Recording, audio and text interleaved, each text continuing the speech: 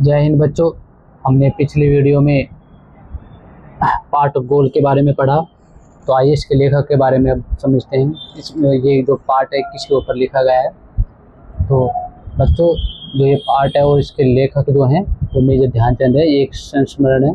आपको पहले ही बता दिया गया है कि संस्मरण क्या होता है। किसी की जो घटना घटित होती है तो उसको याद करके जो लेखक लिखता है उसे संस्मरण कहते हैं।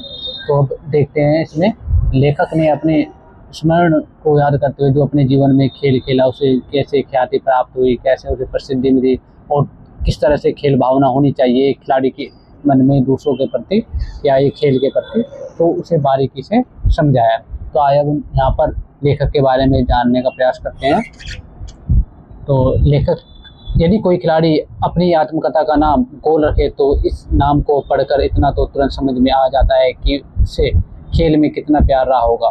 मतलब कि पाठ लेखक कहना चाह रहा है, यहाँ पर यह बताया गया है कि अगर हम पाठ का नाम ही गोल रख दें तो उस खिलाड़ी के मन में खेल के प्रति कितनी श्रद्धा होगी, कितनी भावना होगी, वह कितने तन से उस खेल को समर्पित रहेगा। जी हाँ, वे अमर खिलाड़ी हैं। कौन?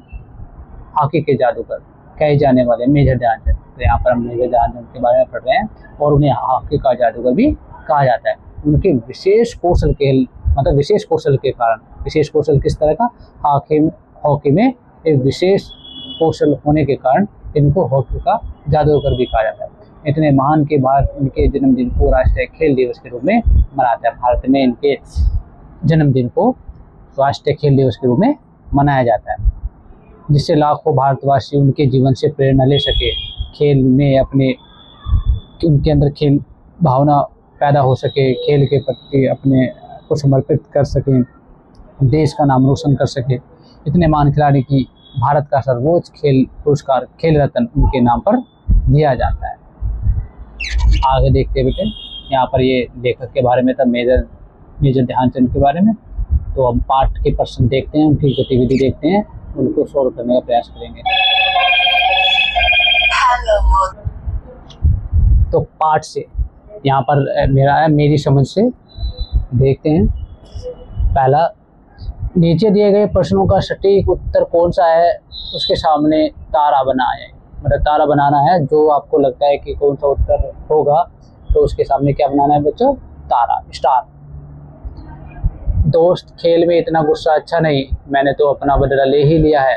अगर तुम मुझे हॉकी नहीं मारते तो शायद मैं तुम्हें 2 ही गोल से हराता। मेजर ध्यानचंद की इस बात से उनके बारे में क्या पता चलता है? यहाँ पर बच्चों देखो 4 ऑप्शन दे रखे हैं। पहला, वे अत्यंत क्रोधी थे, वे अच्छे ढंग से बदला लेते थे, उन्हें हॉकी से मारने पर वे अधिक गोल करते थे, वे जानते थे कि खेल को सही भावना से खेलना चाहिए। बताइए बच्चों क्या होगा इसका उत्तर? बच्चों इसका उत्तर होगा, वे जानते थे कि खेल को सही भावना से खेलना चाहिए। इसका उत्तर बच्चों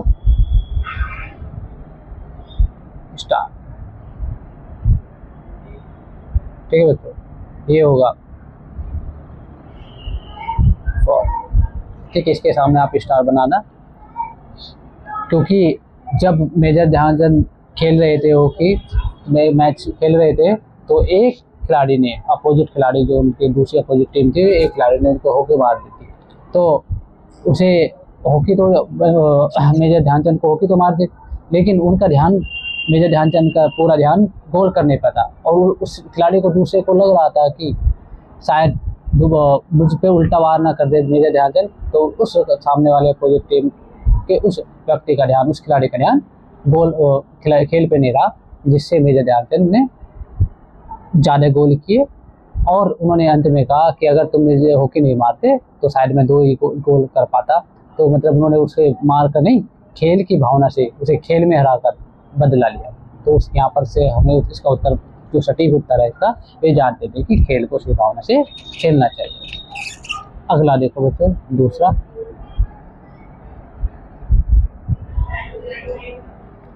लोगों ने मेजर ध्यानचंद को हॉकी का जादूगर कहना क्यों शुरू कर दिया? यहाँ पर 4 ऑप्शन दे रखे हैं। पहला, उनके हॉकी खेलने के विशेष कौशल के कारण, उनकी हॉकी स्टिक की अनोखी विशेषताओं के कारण, हॉकी के लिए उन्हें विशेष लगाव के कारण, उनकी खेल भावना के कारण। आपको क्या लगता है बच्चों, कौन सा उत्तर होगा यहाँ पर, बताइए जल्दी। बच्चों इसका उत्तर होगा, देखो बच्चों ये नहीं हो सकता उन्हें उनकी खेल भावना के कारण, नहीं ये गलत होगा।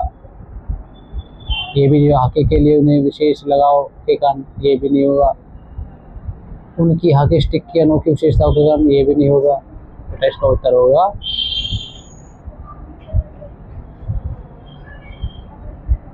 हॉकी खेलने के विशेष कौशल के कारण। तो इससे उत्तर बेटा, क्योंकि उन्होंने हॉकी का जादू इसलिए लगाते थे, उन्हें हॉकी में एक विशेष कौशल प्राप्त था, जिससे लोग उन्हें हॉकी का जादूगर कहते। अगला देखो बेटा, अब अपने मित्रों के साथ चर्चा कीजिए कि आपने ये उत्तर ही क्यों चुने। आप तो क्योंकि उन्हें वो खेल का सम्मान करते थे, साथ में अपने साथियों को भी खेल में साथ लेकर चलते थे, देश के लिए खेलते थे, और उन्हें विशेष कौशल, हॉकी में का विशेष कौशल था खेलने का। तो ये सब चीज़ें अपने आप साथियों से डिस्कस कर सकते हो, चर्चा कर सकते हो।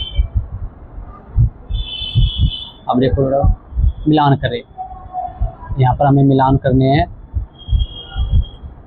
अब देखो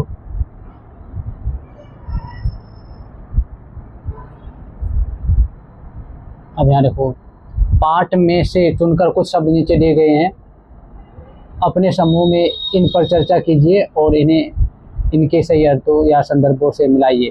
इसके लिए आप शब्दकोश, इंटरनेट या अपने शिक्षकों की सहायता ले सकते हैं। ठीक है बच्चों, अब यहाँ पर हम इनका मिलान करेंगे, शब्द और अर्थ या संदर्भ। देखो शब्द है यहाँ पर लांस नायक। लांस नायक क्या है, भारतीय सेना का एक पद या एक रैंक। तो इसका क्या होगा बच्चों, दूसरा option. Berlin Olympic, Berlin Olympic का क्या होगा बेटा, वर्ष 1936 में जर्मनी के बर्लिन शहर में आयोजित ओलंपिक खेल प्रतियोगिता, जिसमें 49 देशों ने भाग लिया, मतलब 49 देशों ने भाग लिया। इसका दूसरे का होगा फॉर। अब आगे देखो तीसरा, पंजाब रेजिमेंट। पंजाब रेजिमेंट का क्या होगा, स्वतंत्रता से पहले अंग्रेजों की भारतीय सेना का एक दल। स्वतंत्रता से पहले, भारत जब आज़ाद नहीं हुआ था उस समय एक सेना का एक दल था, भारतीय सेना का। ठीक है बेटा, तीसरे का पांचवा। अब देखो चौथे का, सैंपर्स एंड द माइनर्स टीम। क्या होगा बच्चों इसका, बताइए जल्दी आप।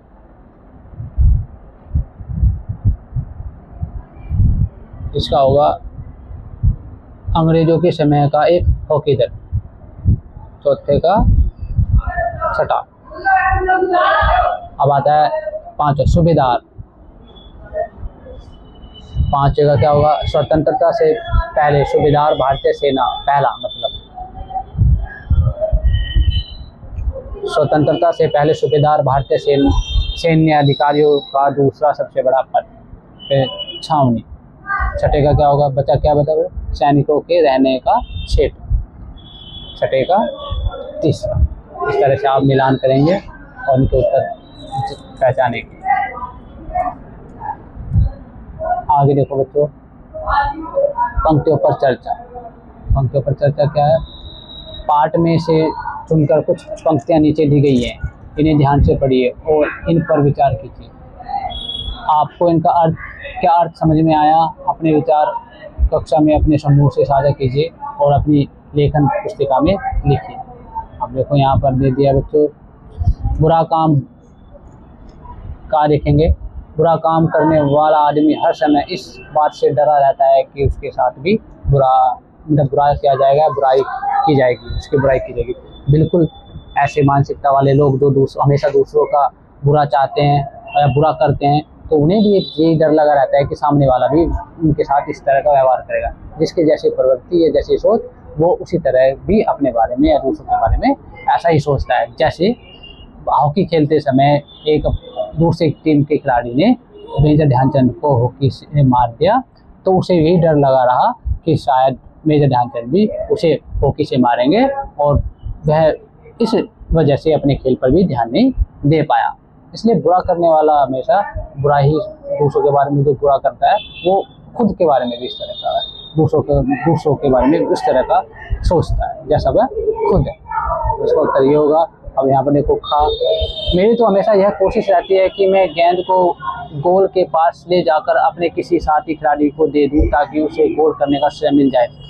अपनी इसी खेल भावना के कारण मैंने दुनिया के खेल प्रेमियों का दिल जीत लिया। बिल्कुल, ये मेजर ध्यानचंद ने बहुत अच्छी बात कही कि अगर आपके मन में खेल के प्रति खेल भावना होगी और दूसरों को भी उतना ही महत्व दोगे जितना आप दूसरों से चाहते हो कि मुझे भी उतना महत्व मिले, तो वही आज जीवन में वो खेल में आगे तरक्की कर सकता है। तो यह भावना हमारे मेजर ध्यानचंद में थी, इसलिए इन्हें इस खेल में ज़्यादा तरक्की मिली, प्रसिद्धि मिली, और उन्होंने हमेशा अपने साथियों को साथ लेकर चले। वो एक खिलाड़ी की नहीं, एक खिलाड़ी की हैसियत से नहीं, एक टीम की हैसियत से खेलते थे, और टीम को सबसे पहले वो टीम को रखते थे, और जिस वजह से पूरी टीम जब एक साथ होती है तो देश का नाम रोशन होता है। उन्होंने बहुत सारे पदक जीते, बहुत सारे मेडल जीते।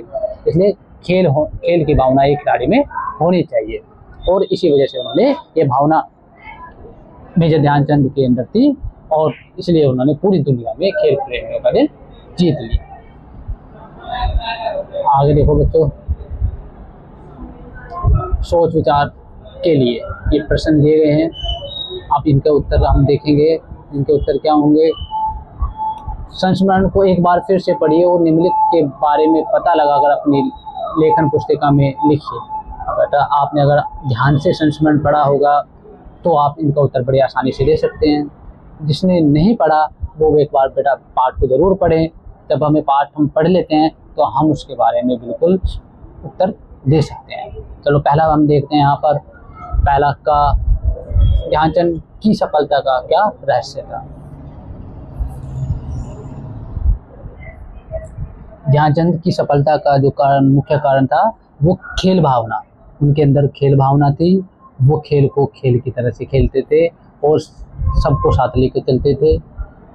वो अपने टीम के लिए खेलते थे, देश के लिए खेलते थे, जिससे उन्हें इस खेल में सफलता मिली, और इनकी प्रसिद्धि का कारण भी यही रहा, और इन्हीं के नाम से खेल रत्न दिया जाता है। ठीक है, और इन्हें खेल की भावना के कारण, खेल में विशेष कौशल के कारण इनको हॉकी का जादूगर कहा गया। आगे देखो बच्चों, खा। किन बातों से ऐसा लगता है कि ध्यानचंद स्वयं से पहले दूसरों को रखते थे। बिल्कुल, इसमें उन्होंने खुद अपने संस्मरण में उन्होंने खुद लिखा है और कहा है कि अगर आप दूसरों को जितना सम्मान दूसरों को दोगे, मतलब सबको बराबर लेकर चलोगे, तो आप उस खेल में उस एक टीम की तरह खेलोगे, तो आप उस खेल में जीत पाओगे। जैसे उन्होंने कहा कि मैं हमेशा मेरी कोशिश यही रहती थी कि मैं अपने साथी खिलाड़ी को गोल करने का अवसर दूं, जिससे वो भी एक खेल भावना से खेल सके और टीम में अपना योगदान दे सके। ठीक है बच्चों, यहाँ पर उनकी बातों से लगता है कि उनके अंदर खेल भावना थी।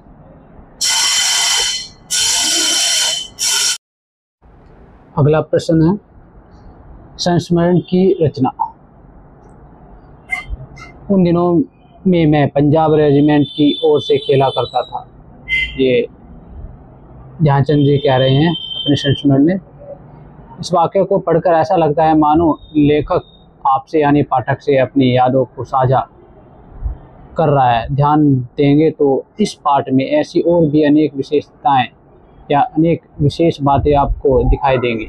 इस पाठ को एक बार फिर से पढ़िए बच्चों। अगर आपने पाठ नहीं पढ़ा तो फिर आप दोबारा से इस पाठ को पढ़ें, फिर आप नीचे जो प्रश्न हैं उनके उत्तर अच्छी तरह से दे सकते हैं। आइए पहले देखते हैं पहला प्रश्न का। अपने अपने समूह में मिलकर इस संस्मरण की विशेषताओं की सूची बनाई। संस्मरण, बार बार आप ये शब्द सुन रहे हैं संस्मरण। तो संस्मरण एक हिंदी साहित्य विधा है जिसमें लेखक अपनी व्यक्तिगत अनुभव और जीवन की घटनाओं का वर्णन करता है। यहाँ मतलब अपने उसके जीवन में जो घटित घटनाएं होती है उसे याद करते हुए लिखता है। ठीक है, और तो इसमें अपने समूह में मिलकर इस संस्मरण की विशेषताएं क्या हो सकती हैं। तो आपने देखा है जो संस्मरण है ध्यानचंद जी का छोटा सा संस्मरण है, तो आप बोले संक्षिप्तता है, मतलब छोटा है। क्या है, अब देखो बच्चों, दूसरा सरल भाषा का प्रयोग किया गया है, तीसरा प्रेरणात्मक है, चौथा व्यक्तिगत अनुभव है। चलो मैं लिख ही देता हूँ आपके लिए, ठीक है। पहला लिखो व्यक्तिगत अनुभव,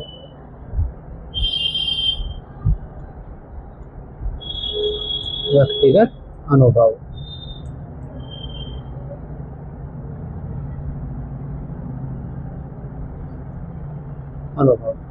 दूसरा होगा सरल भाषा का प्रयोग,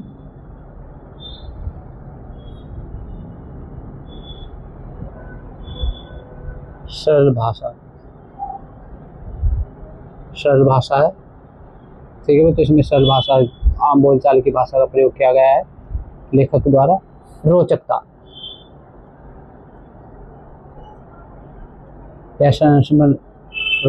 रोचक है, इसमें रोचकता बनी रहती है, ठीक है। चौथा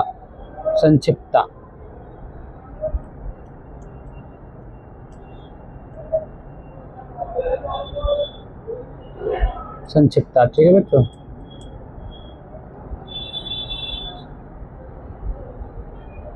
आगे देखो और कौन सा है, ये है प्रेरणात्मक। इससे प्रेरणा मिलती है लेखक के खेल से हमें, प्रेरणात्मक।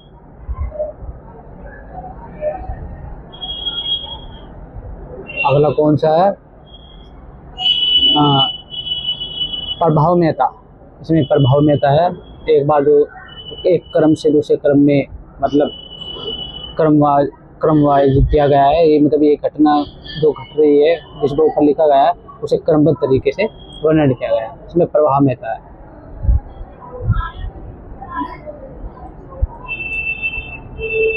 और कथात्मकता, इसमें कथात्मकता भी है, कथा के रूप में, कहानी के रूप में, कहानी के रूप में ये लिखा गया है, क्योंकि इसमें एक कहानी की तरह एक निश्चित क्रम में कहानी चलती है, घटना चलती है, तो इसे हम कथात्मकता, इसमें कथात्मकता भी है। ऐसे आप और भी जो आपको विशेषताएं लगती हैं तो आप उसे भी लिख सकते हैं। ये प्रश्न का के बारे में बात करें तो खा देखो, अपने समूह की सूची को कक्षा में सबसे साथ साझा कीजिए। अब जो आप अपनी इसमें जो सूची बनाओगे इसमें विशेषताओं की, तो आप अपने समूह में इसको साझा करना और उस पर बातें करना, जिससे आप उसके बारे में और अधिक जानकारी प्राप्त कर सकते हैं, ठीक है बच्चों। अगला देखो, शब्दों के जोड़े विभिन्न प्रकार के हैं ना, जैसे जैसे मेरे इसमें कहा देखो, जैसे जैसे मेरे खेल में निखार आता गया, जैसे जैसे वैसे वैसे मुझे तरक्की भी मिलती गई। इस वाक्य में जैसे जैसे और वैसे वैसे शब्दों के जोड़े हैं जिनमें एक ही शब्द का दो बार उपयोग में लाया गया है। ऐसे जोड़े को शब्द युग्म कहते हैं, ऐसे जोड़े को हम शब्द युग्म, जैसे ये आप देख रहे हो बच्चों, जैसे जैसे है तो या वैसे वैसे है, ठीक है, इसे हम क्या कहते हैं, शब्द युग्म। दो शब्द एक साथ जुड़े हो, लिखे गए हो। शब्द युग्म में दो शब्दों के बीच में छोटी सी रेखा लगी होती है, जैसे आप देख रहे हो, मैं आप यहाँ पर लिख के दिखा देता हूँ आपको, जैसे ये छोटी सी रेखा, जैसे इसके बारे में बात की, छोटी सी रेखा के बारे में, ये बच्चों ये तो छोटी सी रेखा है ना, इसके बारे में बात की गई, ठीक है। आप शब्द युग्म में दो शब्दों के बीच छोटी सी रेखा लगाई जाती है, जिसे योजक चिन्ह कहते हैं। तो इस छोटी सी रेखा को बच्चों क्या कहते हैं, योजक चिन्ह, योजक चिन्ह, ठीक है। योजक यानी जोड़ने वाला, योजक का मतलब होता है जोड़ने वाला, ठीक है। आइए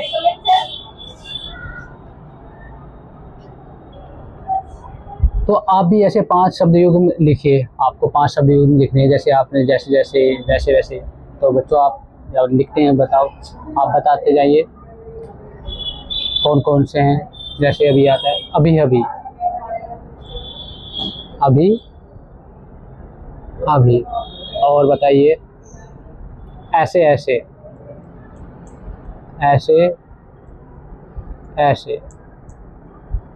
थोड़ा थोड़ा, थोड़ा थोड़ा।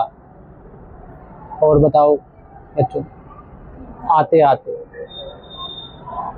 आते आते। और भी आप बना सकते हो। 4 हो गए हैं, 5वां कौन सा बनेगा बताओ। जब जब, जब जब, जब जब। और भी बन सकते हैं धीरे धीरे, धीरे धीरे। ठीक है, जैसे जैसे भी आप देख रहे हो, बारी बारी भी बन सकता है। तो इस तरह से आपको 5 लिखने हैं। अगला प्रश्न देखें बच्चों। खा। खेल के मैदान में धक्का मुक्की और नोक-झोंक की घटनाएं होती रहती हैं। इस प्रश्न की लाइनें पंक्ति है। इस वाक्य में भी आपको 2 शब्द युग्म दिखाई दे रहे हैं, लेकिन इन शब्द युग्मों के दोनों शब्द भिन्न भिन्न हैं, एक जैसे नहीं है। देख रहे हो आप, जैसे कि धक्का मुक्की है, जैसे बच्चों आपने देख रहे हो धक्का मुक्की है, नोक झोंक है। ठीक है, भिन्न भिन्न, एक जैसा हो गया थोड़ा सा। लेकिन इन शब्द युग्मों के दोनों शब्द भिन्न भिन्न हैं, एक जैसे नहीं है। आप भी ऐसे 5 शब्द युग्म लिखे जिनमें दोनों शब्द भिन्न भिन्न हो। अब जो दोनों शब्द भिन्न भिन्न हो आपको उस तरह से लिखने हैं। क्या क्या हो सकते हैं बताइए बच्चों।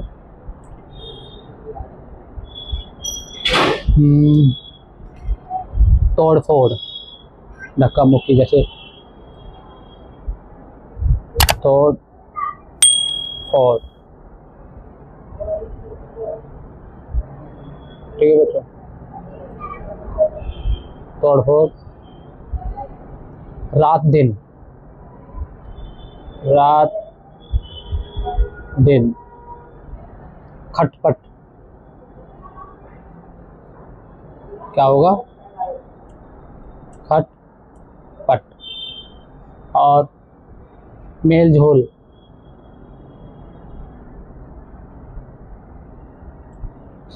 मेल झोल। और क्या होगा, उल्टा पुल्टा या उलट पलट, उलट पलट या उल्टा पलटा या उलट पलट। ठीक है बच्चों, आप इस तरह से लिख सकते हैं। 1 2 3 4 5, आपके 5 हो गए हैं। आगे देखो, क्वेश्चन नंबर गा। हार या जीत मेरी नहीं बल्कि पूरे देश की है। आज मैं जहाँ भी जाता हूँ बच्चे व बूढ़े मुझे घेर लेते हैं। इसमें क्या बताया है लेखक ने, देखो हार जीत के नीचे अंडरलाइन है और बूढ़े बच्चे। ये एक शब्द युग्म के रूप में भी हम इसको लिख सकते हैं, वाह को हटा के या को हटा के इनके बीच में से। तो देखो क्या पूछा गया है इनके बारे में। इन वाक्य में जिन शब्दों के नीचे रेखाएं खींची हैं, जो मैंने आपको दिखाया था अंडरलाइन करके, उन्हें ध्यान से पढ़िए। हम इन शब्दों को योजक की सहायता से भी लिख सकते हैं, जैसे हार जीत। आप यहाँ पर देखो, यहाँ पर लिखी हुई है हार जीत, बच्चे बूढ़े आदि। आप नीचे दिए गए शब्दों को योजक की सहायता से लिखिए। जो नीचे हमारे शब्द दिए गए हैं, हम इनको योजक की सहायता से लिखना है। योजक चिन्ह आपको पता है, बीच में जो रेखा होती है छोटी सी, उसे योजक चिन्ह कहते हैं, उसे लगा कर लिखना है। अच्छा बुरा, पहला अच्छा योजक चिन्ह लगा के बुरा। दूसरा हो जाएगा छोटा बड़ा, छोटा योजक चिन्ह बड़ा। तीसरा हो जाएगा अमीर और गरीब को अमीर गरीब, अमीर और गरीब, फिर प्रोजेक्शन लगा दो गरीब। अब आगे उत्तर और दक्षिण को लिखेंगे उत्तर दक्षिण, उत्तर दक्षिण। आगे गुरु और शिष्य, गुरु शिष्य, गुरु शिष्य, प्रोजेक्शन लगा के शिष्य।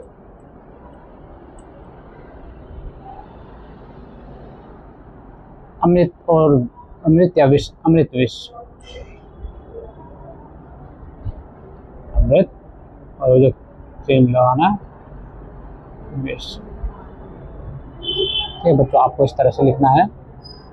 आगे देखो बात पर बल देना, बात पर बल देना जो मतलब किसी शब्द के माध्यम से एक वाक्य में बात पर जोर देकर बात को कहना। बात पर बल देना मतलब बात को जोर देकर कहना, और जो जिस शब्द के माध्यम से हम जोर दे के बात कहते हैं उसे हम बलाघात बोलते हैं उस वाक्य में। ठीक है, अब यहाँ पर देखो हमें कौन सा शब्द ऐसा लग रहा है जिसे बात में बल देकर कही गई है, जो बात कही गई है बल देकर कही गई है। अब देखो मैंने तो अपना बदला ले ही लिया, मैंने तो अपना बदला ले ही लिया, ये पूरा वाक्य है।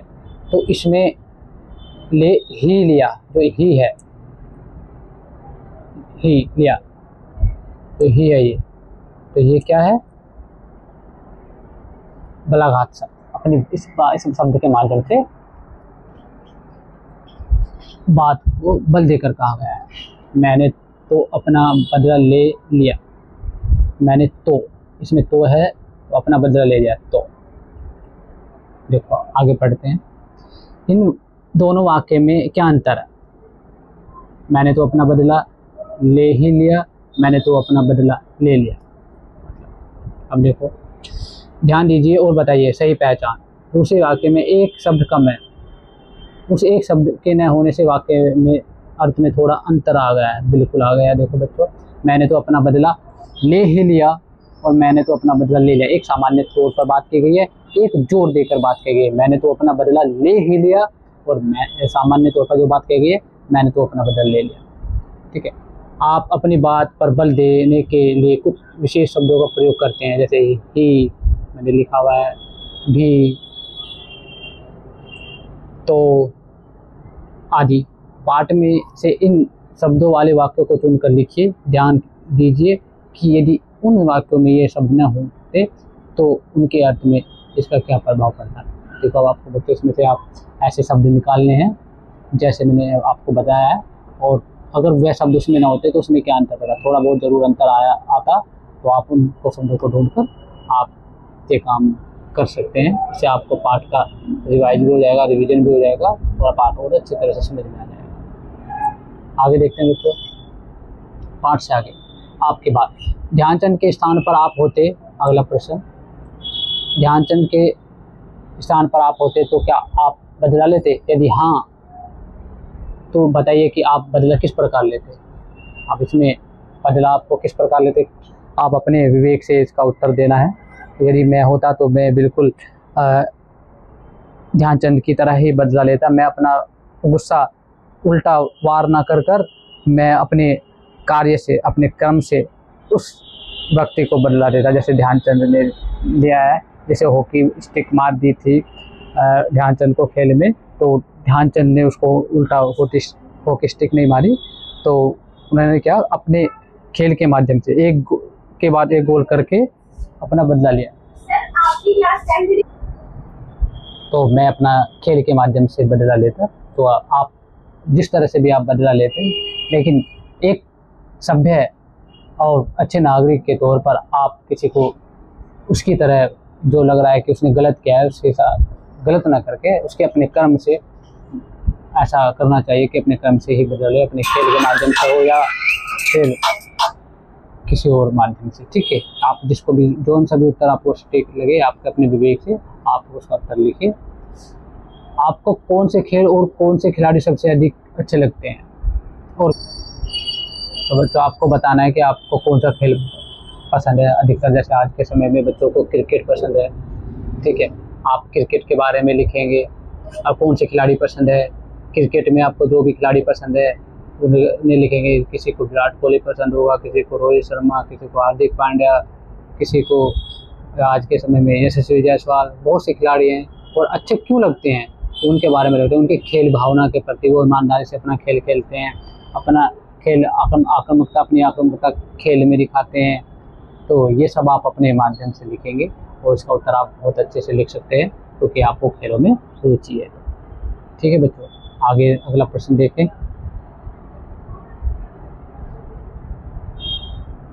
समाचार पत्र से, क्या आप समाचार पत्र पढ़ते हैं? समाचार पत्रों में प्रतिदिन खेल के समाचार पत्रों का एक पृष्ठ प्रकाशित होता है खेल समाचार से।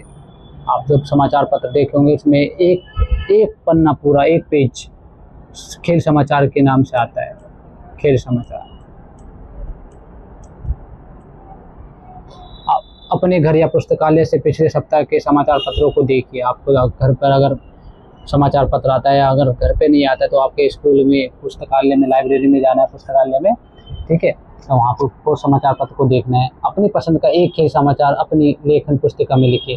कोई भी एक खेल समाचार जो आपको लगा उस दिन किसी खेल के बारे में आया है, चाहे क्रिकेट के बारे में हो, चाहे हॉकी के बारे में आया हो, चाहे वॉलीबॉल के बारे में आया हो, चाहे बैडमिंटन के बारे में आया हो, चाहे खो खो के बारे में आया हो, जो भी, चाहे चेस के बारे में आया हो, जो आपको खेल अच्छा लगता है आप उसे चयन करेंगे और उसके बारे में अपनी उत्तर पुस्तिका में लिखेंगे। ठीक है बच्चों, आई होप कि आपको समझ में आ गया होगा कि आपको क्या लिखना है। आगे देखते हैं अगला प्रश्न। मान लीजिए कि आप एक खेल संवाददाता है, और किसी खेल का आंखों देखा प्रसारण कर रहे हैं। अपने समूह में साथ मिलकर कक्षा में उस खेल का आंखों देखा हाल प्रस्तुत कीजिए।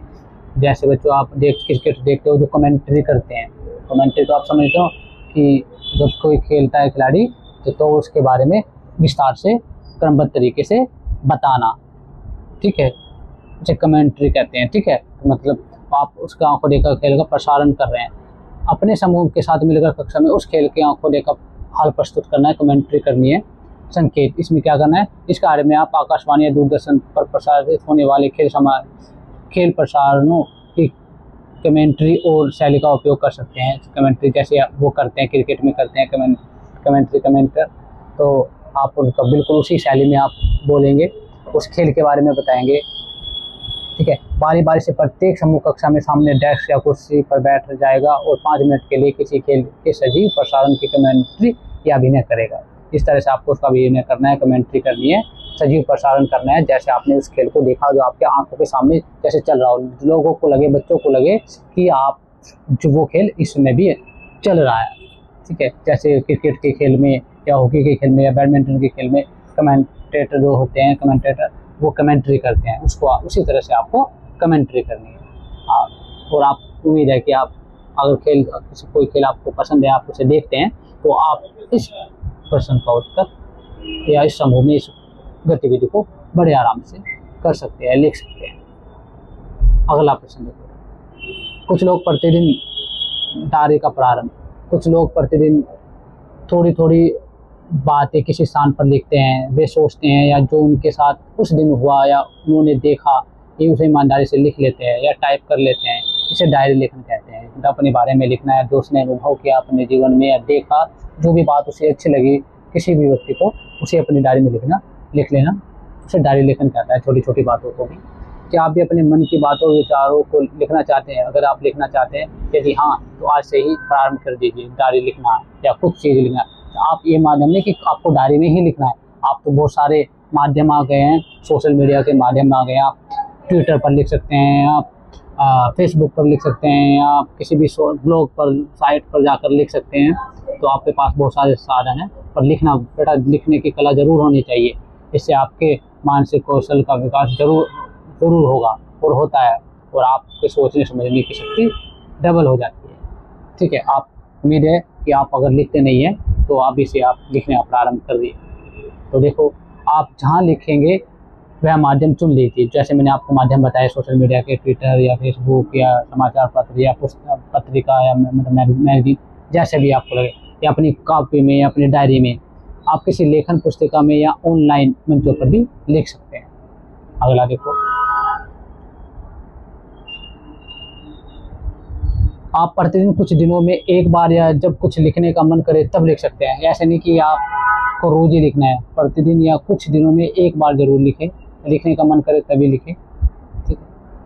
ये नहीं कि लिखना ही जरूरी है, आपका तब भी मन करे तब जरूर लिखें, पर लिखें जरूर लिखें। शब्दों या वाक्यों की कोई सीमा नहीं है, चाहे 2 वाक्य हो या 2 प्रश्न, आप जो मन में आए उसे उचित और शालीन शब्दों में लिखें। उल्टा सीधा नहीं लिखना, शालीन तरीके से, सभ्य तरीके से और बिना व्याकरणिक गलती के आप उसे लिखने का प्रयास करें। तो आप उससे आपको लिखने की कौशलता आएगी, आप अच्छी तरह चीज़ों को समझने लगेंगे, चीज़ों का मूल्यांकन करने लगेंगे, ठीक है बच्चों। लिखने की कला हर बच्चे को आनी चाहिए। मैं उम्मीद करता हूँ कि आप आज से ही लिखना प्रारंभ करेंगे। अगला प्रश्न देखें, आज की पहेली। यहाँ एक रोचक पहेली दी गई है, इसमें आपको 3 खिलाड़ी दिखाई दे रहे हैं। देखो बच्चों, आपको पता लगाना है कि कौन से खिलाड़ी द्वारा गोल किया जाएगा। ये एक पहेली है, इसमें 3 खिलाड़ी आपको दिखाई दे रहे हैं। आपको पता लगाना है कि इसमें से आप कौन सा खिलाड़ी गोल करेगा, ठीक है बच्चों। बताओ कौन सा खिलाड़ी गोल करेगा। पहले खिलाड़ी को देखते हैं। ये यहाँ से गोल करना स्टार्ट करेगा, इधर से जाएगा, इधर से जाएगा, ये इधर से जाएगा, या ऐसे जाएगा, ऐसे जाएगा, ऐसे जाएगा, ये ऐसे जाएगा, फिर ऐसे जाएगा, ऐसे भी जा सकता है या ऐसे भी जा सकता है। आप देखो किस तरह से जा रहा है। यहाँ जाएगा, बंद हो गया, आगे इस तरफ से जाएगा तो यहाँ पर आकर बंद हो गया, तो मतलब ये खिलाड़ी नहीं गोल कर सकता। दूसरा देखो, ये खिलाड़ी यहाँ से ऐसे जा रहा है, यहाँ से जाएगा तो ये यहाँ पर भी रास्ता बंद हो गया इसका। अगर यहाँ से जाएगा तो वो भी रास्ता बंद है। हम यहाँ देख ले, देखो यहाँ पर आगे इस तरह से बंद हो गया। अगर इसे तीसरा खिलाड़ी देखते हैं, ये अगर ऐसे जाएगा, ये तीसरा खिलाड़ी तो इस तरह से जाएगा, ऐसे ऐसे ऐसे ऐसे, तो तीसरा खिलाड़ी गोल कर देगा। तो कौन सा खिलाड़ी गोल करेगा? ये हमारा तीसरा खिलाड़ी, ठीक है बच्चों। ये तीसरा खिलाड़ी हमारा गोल कर देगा।